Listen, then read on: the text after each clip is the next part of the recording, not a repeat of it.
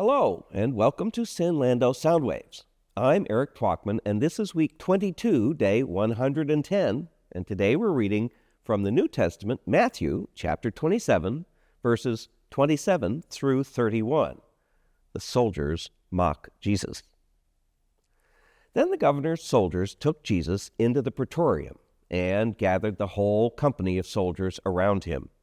They stripped him and put a scarlet robe on him, then twisted together a crown of thorns and set it on his head. They put a staff in his right hand. Then they knelt in front of him and mocked him. "Hail, King of the Jews," they said.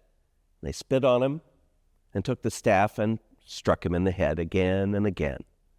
After they had mocked him, they took off the robe and they put his own clothes back on him.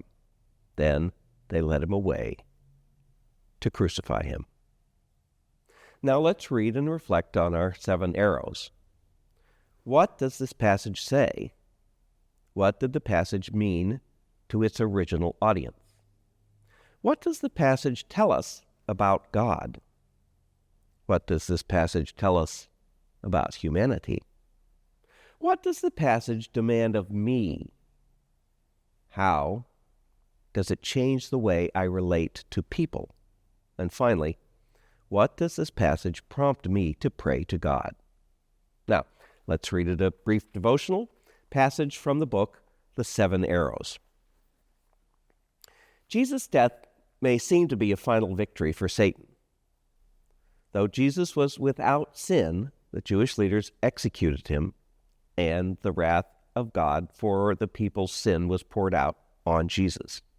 The irony is not lost on the biblical writers. Jesus was dressed in kingly robes. When given a crown of thorns and called King of the Jews, certainly the authorities meant each of these acts as mockery, but they did not know that they were actually communicating a deep truth, one that the Israelites failed to understand.